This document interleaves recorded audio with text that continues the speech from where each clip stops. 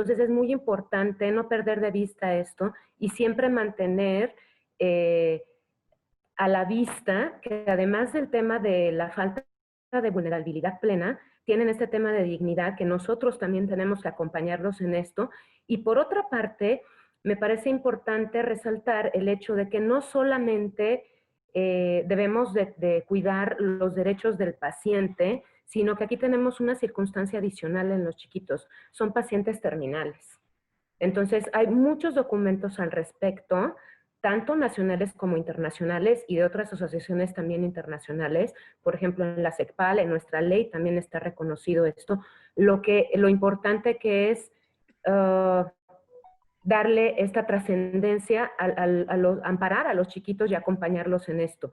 Y sin duda alguna, bueno, también de la mano de la formación que se debe de tener, pues tenemos ahora ya diplomados en cuidados paliativos pediátricos que nos pueden abrir las puertas y darnos cuenta de algunas de estas circunstancias en la parte pues bioética que les estoy comentando, ¿no?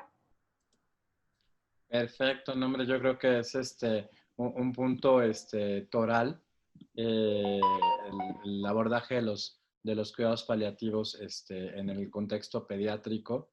Y vamos a tener un simposio al rato precisamente de cuidados paliativos en el enfermo pediátrico. La doctora María López Collada ya hizo el favor de presentarse con nosotros. Dio una plática que es el impacto de la microbiota en el enfermo con dolor crónico. Le voy a dar el video y mi pregunta para la doctora López Collada es, ¿qué opina después de tener esta lectura profunda de la microbiota en el enfermo con dolor sobre estos potenciales cambios en la alimentación de las personas para poder disminuir la intensidad del dolor que padecen? Gracias, doctor. Es una pregunta muy interesante porque creo que a lo largo de nuestra historia como médicos hemos estado muy educados a veces a voltear hacia otro lado en cuanto a todas estas tendencias de comer más natural, de tomar probióticos a veces, etcétera. Pero así como estamos ya entrados en la época de la medicina basada en evidencias y que no podemos prescribir ningún fármaco si no tenemos la evidencia en la mano, pues cuando tenemos evidencia en la mano de que la alimentación sí impacta mucho, pues tenemos que reconocerlo y ponernos al día. La alimentación, una alimentación sana, balanceada, libre de lo más libre que se pueda de procesos químicos, etcétera, hace que la flora intestinal sea adecuada. Y cuando la flora intestinal es adecuada, ni siquiera se necesita tomar un probiótico de manera rutinaria. Eso bastaría para tener una flora intestinal adecuada y evitar así, sobre todo, síndromes de sensibilización central y trastornos funcionales digestivos. En lo que más evidencia tenemos, aunque no descartamos que a lo largo del tiempo se puedan encontrar otros caminos, es, por ejemplo, el dolor el dolor visceral en cuanto al síndrome de colon irritable y todos sus congéneres. Definitivamente, cuando una alimentación es balanceada y sana, mejoran. Y si desde pequeños se instaura de manera adecuada la lactancia materna, una alimentación balanceada desde la lactación, esa persona va a estar mucho menos predispuesta a desarrollar algún trastorno funcional digestivo. Y eso ya es evidencia pesada. Hombre, definitivamente tiene un papel importantísimo la forma en la que comemos y qué comemos. Hay una pregunta aquí en el chat de Aide Remigio Enrique sobre cómo hablar con los niños acerca de su muerte. Doctor Jorge Alberto Ramos Guerrero, ¿querrá usted contestar esa pregunta? El doctor Jorge Alberto Ramos Guerrero nos dio una plática magistral increíble que es el abordaje integral en cuidados paliativos pediátricos. A ver si puede conectarse su cámara el doctor.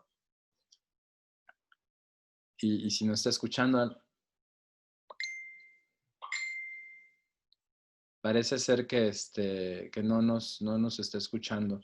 Doctora Otero, ¿nos podría usted platicar acerca de esa pregunta? Sí, claro. Aquí hay varios puntos a considerar.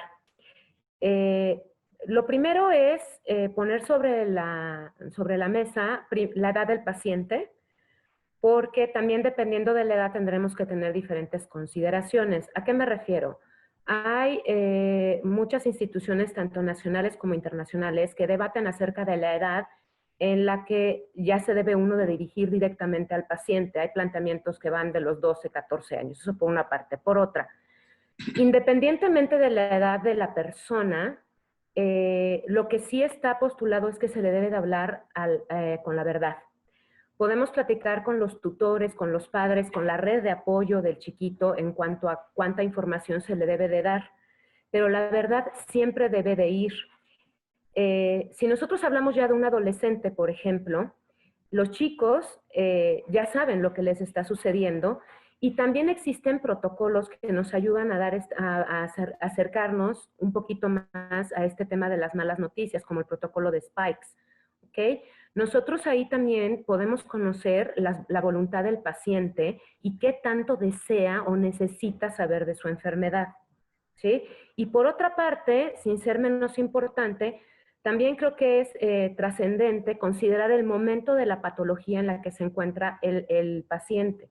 ¿A qué me refiero?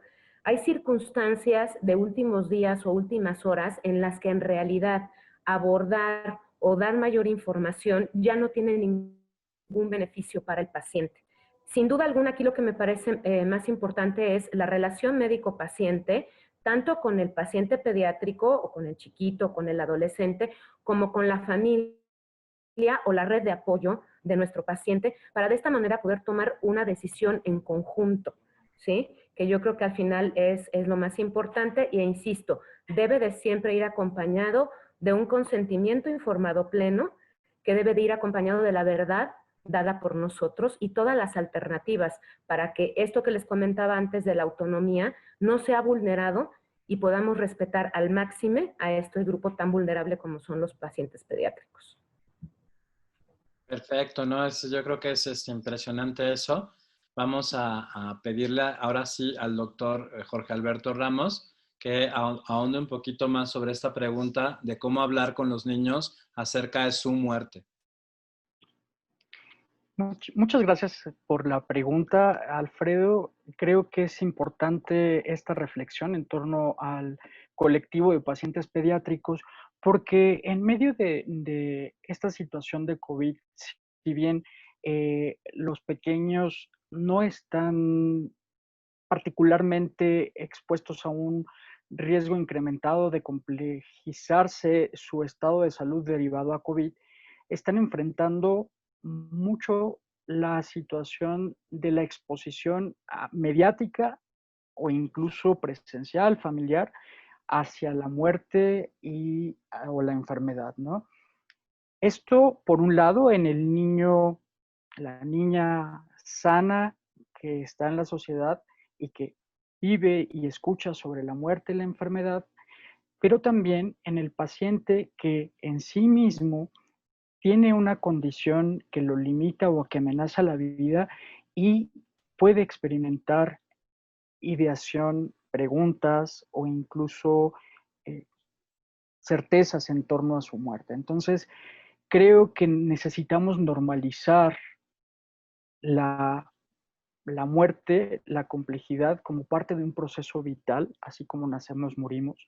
Entonces, en este sentido de educación, considerar que el niño, la niña, el adolescente, si bien están en un periodo de desarrollo neuropsicológico, de crecimiento, también tienen derecho a sentir, preguntar, cuestionarse sobre la muerte, ya sea de algún familiar, ya sea de lo que escuchan en los medios o ya sea de ellos mismos, ¿no? Entonces, es necesario adaptarse a la necesidad del niño, siempre estar atento a lo que está experimentando.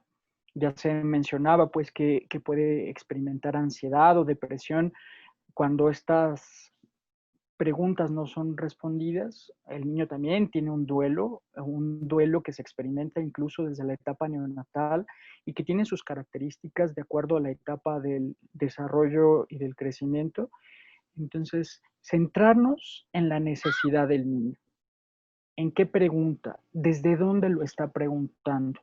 Muy probablemente a lo mejor tiene algún compañero de patología, no sé, algún chico que tenía cáncer y falleció.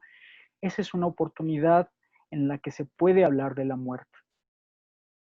Probablemente a lo mejor el equipo médico le ha transmitido la posibilidad de que fallezca, entonces el niño se hace preguntas. Se recomienda adaptarse a lo que el niño está preguntando, estar atento a sus necesidades, estar atento a lo que está generando como construcción de pensamiento, de tal manera que no viva estas complejidades. Pongo un ejemplo muy concreto, de pronto le dicen, es que Juanito, tu compañero que tenía leucemia, pues ya se durmió y se fue al cielo y va a estar para siempre en el cielo.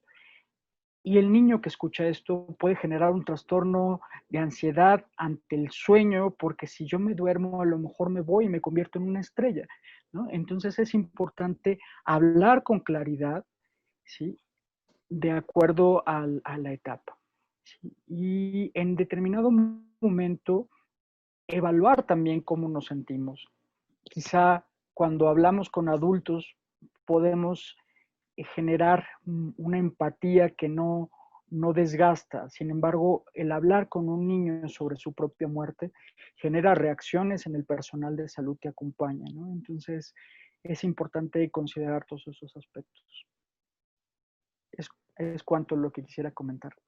No, hombre, definitivamente tiene algo importantísimo el manejo de esta información en poblaciones pediátricas. Si en adultos es complejo, pues en niños yo creo que todavía un poco más, ¿no? La doctora Claudia Gutiérrez Salmerón dio una conferencia magistral acerca de el dolor crónico en niños. Y la pregunta que yo le quiero hacer a la doctora en este momento que prenda su cámara es, recientemente hay una tendencia a que los niños lleven maletas muy grandes a las escuelas, lleven cosas muy, muy, muy pesadas a las escuelas. Sin embargo, estas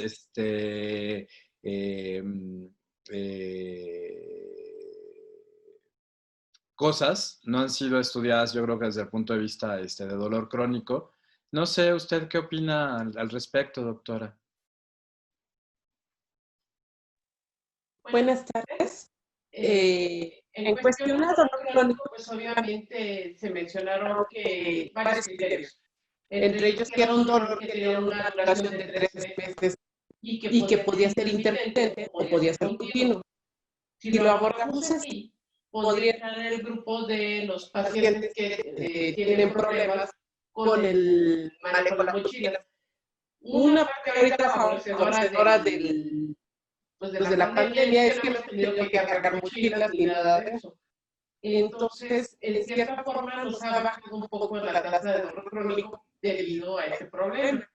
Muchas veces también el uso de mochilas o cargar aditamentos con una mano por medio de llantitas también nos puede afectar la articulación del hombro.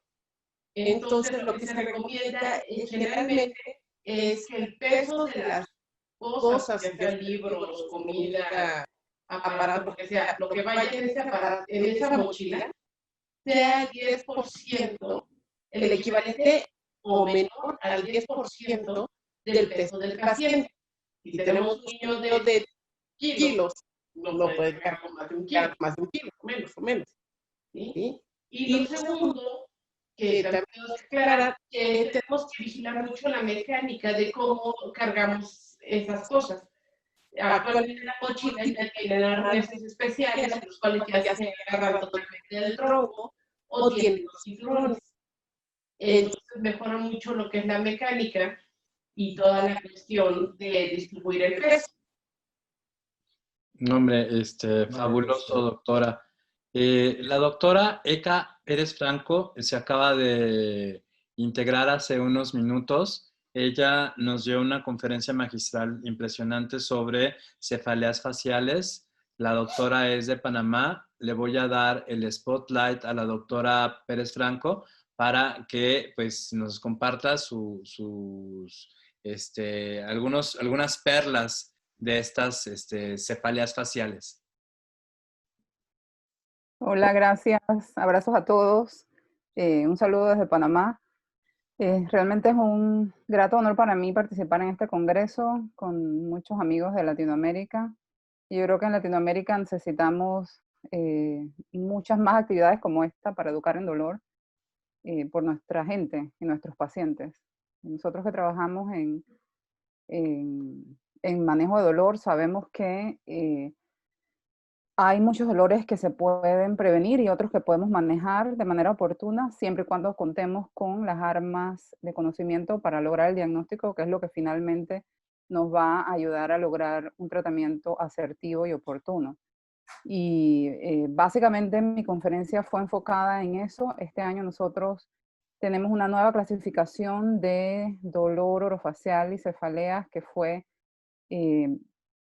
trabajada por varios años por muchos expertos a nivel internacional en dolor orofacial, tratando de crear una clasificación que nos ayude no solamente en el diagnóstico, sino también en la capacidad de investigar y seguir las mismas guías para poder llegar a resultados y a tener entonces información sobre nuestros países.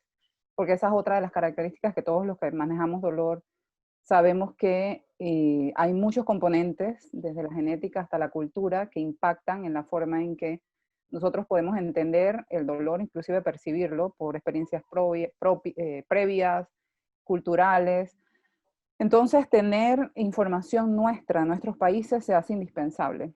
Y cada vez pues hay más investigación en Latinoamérica, lo que es muy positivo. Y nosotros queremos aportar un poco más en eso. También, pues si vieron la conferencia, se dieron cuenta que organizamos una academia hace unos años latinoamericana de dolor orofacial, una academia que tiene 3 años, que cuenta con expertos de distintos países de Latinoamérica y que hemos estado organizando seminarios semanales para educar en dolor.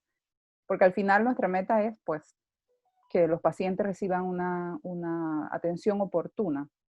Y yo les hablaba en la conferencia de los distintos tipos de dolores de cabeza, cefaleas, que en cierto momento se entendieron como dolores exclusivamente del área del cráneo, de la cabeza o del encéfalo, sin tener referencia al área facial, y ahora entendemos que hay muchos de estos dolores que pueden manifestarse, ya sea en combinación con la cara o exclusivamente a nivel facial. Como por ejemplo la migraña facial, que puede ser exclusivamente en el área maxilar y es una migraña típica, con características exactas de migraña y que responde absolutamente al tratamiento de migraña, o igual con cefaleas tensionales o las cefaleas trigeminales autonómicas, que abarcan varios distintos tipos de dolores de cabeza que tienen signos autonómicos. Y no todo lo que duele con calidad neurálgica en el nervio trigémino viene a ser una neuralgia del trigémino. Esa es otra de las cosas que es importante también tener claro. Tenemos muchas condiciones, muchas cefaleas que pueden similar inclusive una neuralgia trigeminal, pero nuevamente entendiendo las características del dolor en cuanto a frecuencia, localización, intensidad, que es lo que nos hace este mapeo para lograr la organización de este rompecabezas de información para el diagnóstico, es lo más importante, lograr el conocimiento para poder llegar a un diagnóstico oportuno. No, hombre, puedo hablar más, pero no sé si me estoy extendiendo. No, perfecto. El mundo de las cefaleas faciales es, yo creo que complejo y un reto para todos los que hacemos dolor crónico. Sí, así es. El doctor Yosemit Palencia, bueno, ya no sé si que es maestro, doctor, hace tantas cosas, Yosemit. nos dio una plática increíble, una magistral acerca de las técnicas cognitivo-conductuales para el manejo de dolor crónico. A mí me gustaría saber, ¿qué opinas tú ahorita de la medicina cognitivo-conductual en el contexto del manejo de dolor crónico? Ha habido muchos metaanálisis que son ambivalentes al respecto y como que ponen en controversia el impacto. Es una excelente pregunta, muchas gracias. Pienso lo siguiente, muchas veces desde la parte del dolor no sabemos qué hace el psicólogo, ¿no? Y esto tiene un gran peso sobre el tratamiento que se puede brindar. Algo que es importante es reconocer lo siguiente, y es, la terapia cognitivo-conductual no es una terapia cognitivo-conductual. Existen muchos tipos y para que podamos comprenderlo, se han dividido en 3 fases, llamémoslo así. Algunos los llaman etapas, algunos los llaman olas, algunos no están de acuerdo con eso, pero lo importante es cómo se han agrupado. Quiero comentarles esto para que entendamos un poco cuál es el papel y por qué existen estas diferencias en los resultados que se han encontrado en la evidencia actual.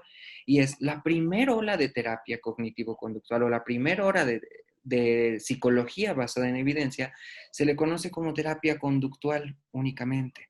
Y lo que se hacía en cuestión del dolor era establecer estímulos que se asociaban con una respuesta determinada para modificar la experiencia dolorosa. Y eso no solamente se ha hecho en dolor, sino en muchos otros síndromes psicológicos o trastornos. La segunda ola dijo, ok, es importante la conducta y lo que hacemos respecto al dolor. Sin embargo, no solo es eso, también están involucradas las cogniciones, las creencias, las cuestiones que pasan por la mente para influir en la respuesta al dolor, ¿no? Y entonces surgen algunas teorías importantes, como por ejemplo la teoría de la compuerta. Entonces, cuando veamos a la psicología entrando en la segunda ola que se llama formalmente terapia cognitivo-conductual, empezamos a ver resultados positivos en el manejo de pacientes. ¿Qué pasa? Después nos dimos cuenta, o es más bien esta revolución que empieza a generar un poco de controversia dentro de la psicología y principalmente dentro del dolor, surge una tercera ola que se llaman terapias contextuales. Las terapias contextuales no solamente ya es una. Digamos que terapia cognitivo-conductual de segunda generación sí es un abordaje general. Sin embargo, terapia cognitivo-conductual de tercera generación ya involucra diferentes perspectivas de tratamiento. ¿Cuál es la diferencia? Ya empezamos a cuestionarnos, bueno, si lo que estamos diciendo en segunda ola es lo que pasa en la mente involucra en la experiencia dolorosa, estamos diciendo que entonces la forma en la que piensa la persona tiene algo que ver. Entonces hay que cambiar los pensamientos de la persona. Sin embargo, en tercera generación se hace una propuesta del pensamiento. ¿Cómo puedes actuar tú en respuesta a este síndrome doloroso? Lo voy a poner en un ejemplo sencillo. Hoy en día sabemos, o al menos la propuesta es, la terapia cognitivo-conductual es como ir en una carretera. Y entonces el dolor dice, no te muevas. Aparece una señal de tránsito que dice, no te muevas porque si te mueves te va a doler. Y entonces le hacemos caso, pero como consecuencia de hacerle caso a esos pensamientos, llevamos a un síndrome que se llama kinesiofobia, por ejemplo, ¿no? Porque le hacemos caso a esas señales. La terapia de segunda generación diría, cambia la señal, muévete un poco, vete moviendo poco a poco y entonces cambiamos la señal de tránsito. La tercera ola dice, no importa qué diga la señal de tránsito, tú eres quien va al volante. Tú decides si continúas la carretera hacia donde va o sigues esta señal de tránsito. Este tipo de diferencia de abordaje está generando controversia en los resultados que obtenemos en los metaanálisis y en las formas de estudio. ¿Por qué? Porque sigue en estudio la cuestión de cómo funciona. Seguimos desarrollando, investigando y conociendo cómo funciona la conducta humana. Pero algo sí sabemos, y es, no hay dolor si no hay una experiencia combinada entre fisiología y psicología. Hoy sabemos que las técnicas cognitivo-conductuales de tercera generación están funcionando muy bien para pacientes con síndromes dolorosos y en patologías importantes, o al menos en una serie de enfermedades muy limitantes, por ejemplo, fibromialgia. Por ejemplo, estoy pensando en cuestiones muy prácticas, como les venía diciendo, la kinesiofobia, que es algo que pongo ejemplos en la conferencia, cómo tratarlo, y en cuestiones muy, muy, muy limitantes como dolor generalizado. ¿Qué podemos hacer y cuál es este concepto nuevo? Actualmente es lo mejor que tenemos, sin embargo, funciona en la calidad de vida de los pacientes. Hombre, pues es impresionante esto que comentas y bastante interesante cómo fueron transitando de una idea a otra en el mundo de la psicología. El doctor Edgar Guerrero nos habló en una conferencia magistral acerca de la opioidefobia. Y a mí me gustaría mucho preguntarle al doctor Guerrero acerca de cómo considera que ha evolucionado la opioidefobia en México. Ok, muchas gracias. Bueno, mira, yo considero que la opioidefobia persiste desafortunadamente. Hemos avanzado discretamente, pero me parece que hemos avanzado, es una perspectiva muy particular. Me parece que hemos avanzado con los ojos vendados. Las prácticas hospitalarias comunes siguen marcando, siguen denotando la presencia de esta opioidefobia. Me encuentro con cambios de indicaciones por parte del equipo de enfermería, me encuentro con cambios por parte incluso de los médicos en formación, de los médicos residentes en medicina interna, por un lado. Y por otro lado, en la parte en donde parece que empiezan a perderle el miedo al uso de los opioides, esa pérdida de miedo lo hacen también de una manera irracional, es decir, utilizando dosificaciones sin ningún programa de titulación, sino simplemente utilizando dosis estándar, por así decirlo, independientemente del síntoma o de la intensidad del dolor que el paciente presenta. Entonces, considero que sí es muy importante se mantenga la educación, sobre todo que el médico se abra realmente a querer recibir esta educación, porque en muchas ocasiones me parece que se actúa con base en lo que creo que está bien, pero sin ningún fundamento teórico o mejor aún, sin ninguna evidencia científica. Entonces, creo que nos falta mucho, nos falta aún mucho por avanzar y me parece que los médicos con formación especializada en dolor somos los principales bastiones en los cuales esto debe mejorar. Somos los encargados de incrementar o de poder proporcionar esta educación sobre el uso de estos fármacos y definitivamente cuidar mucho la parte de la epidemia que se está viviendo ahorita en Estados Unidos, ¿no? No caer tampoco en el sobreuso y querer ahora todo manejar con opioide. Creo que la base de todo esto es una educación adecuada, completa, dirigida y creo que podemos ser parte de este cambio. Es increíble, la verdad yo creo que sí ha cambiado muchísimo la forma en la que se están conceptualizando los opioides. El doctor Orlando Carrillo nos dio una excelente charla acerca del uso de AINES. A ver si todavía está por ahí el doctor Orlando. Sí, por ahí está. Sí, aquí estoy. Le voy a dar el spotlight al doctor. ¿Sí? Muy bien. Perfecto. No, doctor, sobre los AINES, A mí se me hace cosas bien interesantes porque como que hubo una época en la que todo el mundo decía, AINES sí, y dábamos indometacina hasta por debajo de las orejas. Y luego viene una corriente que decía, no más de 5 días.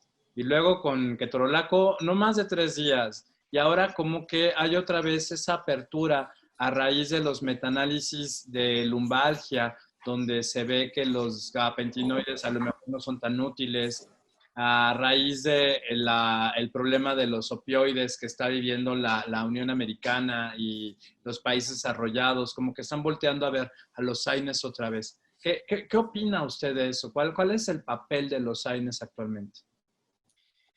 Bueno, los AINES, así como cualquier otro medicamento, tienen indicaciones muy específicas. Ciertamente en algún momento se utilizaba para todo y lamentablemente se utilizaban combinaciones que sí tienen tiene cierta estructura o tiene cierto momento de utilidad en algunas enfermedades, sobre todo pensando en enfermedades reumatológicas, ¿no? Cuando queremos, antes del control con los fármacos, se pueden utilizar algunas veces alguna combinación, pero sobre todo de un AINE con un glucocorticoide que, pues bueno, sabemos que la acción es más o menos en la misma cascada. Pero sí, en algún momento se llegaron a hacer combinaciones extrañas de AINES, en donde se colocaba ketorolaco más indometacina o ketorolaco con clonidinato de lisina. Y pues realmente sabiendo el efecto que hace el medicamento y las consideraciones o efectos adversos que tiene, pues no es algo que sea recomendable. Sobre todo porque ahora, aunque los opioides nos pueden dar muchos efectos indeseables, sobre todo en la motilidad gástrica, a nivel renal, rash, etcétera, tienen sus indicaciones para dolor moderado o para dolor severo.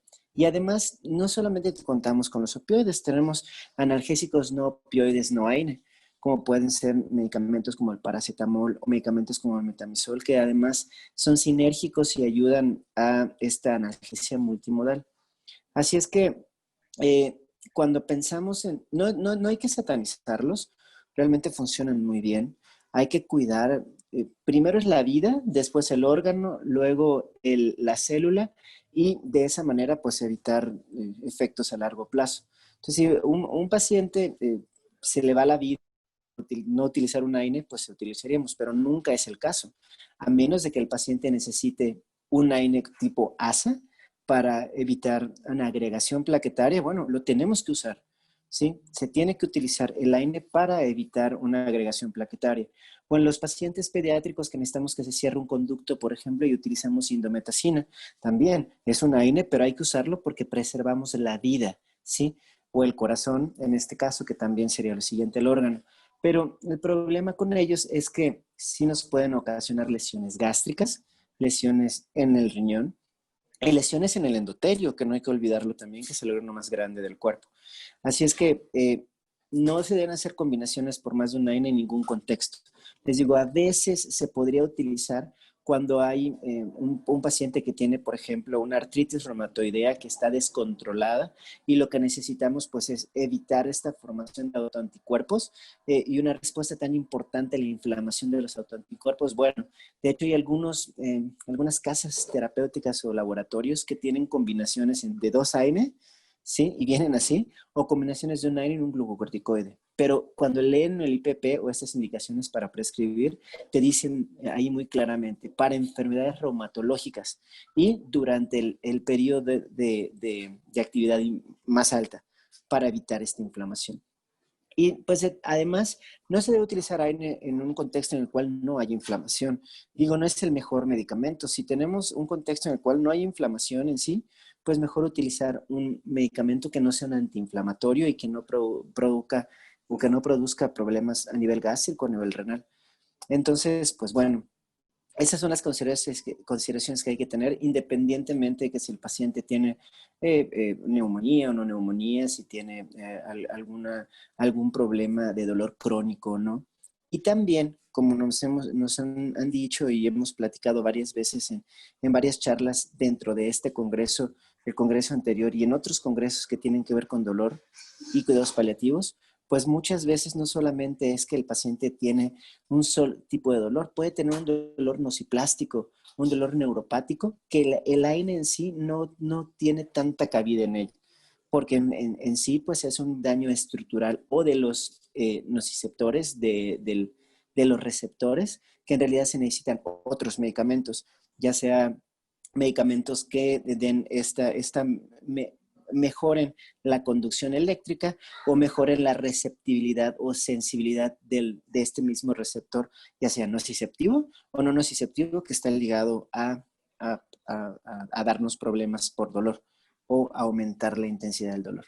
Eso es lo que yo te puedo comentar acerca de los AINE. O sea, como para resumir, o sea, podría decir 3 puntos. El primero, que tiene sus indicaciones precisas y su tiempo de duración.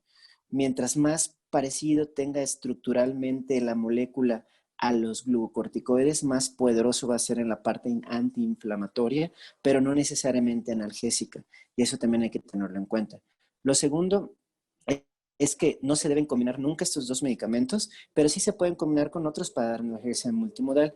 Y lo tercero es que independientemente de que hay un montón de familias de medicamentos de tipo AINE, cada una de ellas tiene ciertas características que no hay que olvidar. Algunas son más antiespasmódicas, algunos son más analgésicos, algunos son más antiinflamatorios y algunos son más antiagregantes. Y de esta manera, pues, individualizar al paciente y evitar complicaciones a corto y largo plazo. No, muchísimas gracias, doctor. Es importantísimo conceptualizar los AINES en su justa medida, ¿no? Ni, como bien dice, no satanizarlos y usarlos el tiempo que se tengan que usar, como se tengan que usar, siempre vigilando a los pacientes. Yo les aporté una plática acerca de hidratación y alimentación al final de la vida. Y una de las cosas que siempre me salta a mí en la cabeza sobre la hidratación y la alimentación en los últimos días, por eso estoy haciendo la licenciatura en nutrición, porque necesito tener elementos claros para hacer juicios de valor al respecto, bien fundamentados, no lo que yo creo. Y me he dado cuenta de muchas cosas que son muy interesantes. Una de ellas es de que cuando ves las guías de práctica o cuando ves los postures, los statements, ¿no? Esos white papers que luego sacan las asociaciones, o están escritos por oncólogos, que ya platicamos que los médicos no sabemos nutrición, y o están hechas por nutriólogos, y estamos de acuerdo que los nutriólogos no saben medicina, ¿no? A menos que pues hayan hecho las dos cosas, ¿no? Ya si hacen las dos licenciaturas, pues igual ya saben un poquito de algo, ¿no? Entonces, eso hace que haya controversias en los parámetros de práctica, en las guías de manejo con respecto a la alimentación y a la hidratación al final de la vida. Si en medicina hay pocos metaanálisis sobre pocas cosas, en el mundo de la nutrición hay menos metaanálisis todavía. Entonces, la forma en la que se han hecho muchas recomendaciones, pues son con estudios aleatorizados, pero no controlados, con reportes de caso, y eso llama mucho la atención. Llama la atención porque en el contexto latinoamericano, la alimentación es importantísima, más en México, ¿no? Pues por eso tenemos los primeros lugares de obesidad, normalizamos el sobrepeso. O sea, vemos a alguien delgado y lo primero que decimos es, ¿no estás enfermo? ¿No? Normalizamos el sobrepeso en este país. Entonces, la alimentación es muy interesante tomarla en cuenta, y yo creo que vale la pena generar líneas de investigación al respecto para tener una idea más clara de en qué momento dejar de alimentar o seguir alimentando y hacer esa recomendación hasta el final de la vida, pues no hay problema, ¿no? O de plano hacer una pausa y decir, ¿sabes qué? Sí, no pasa nada, ¿no? Y yo creo que eso nos va a ayudar, sobre todo a todos los pueblos latinoamericanos. Pues, amigos, ya son los 50 minutos que teníamos planeados para esta actividad. Les dejo un fuerte abrazo a todos. Muchísimas gracias a todos los profesores un aplauso, profesores, a todos ustedes. La verdad, Gracias. Increíbles. Son, la verdad, increíbles, generosas y maravillosas. Y pues bueno, pues seguimos con las conferencias magistrales. Acuérdense que están disponibles todos los días del evento. No se las pierdan y pues nos seguimos viendo por acá. Tenemos un simposio más en la tarde. Hasta luego.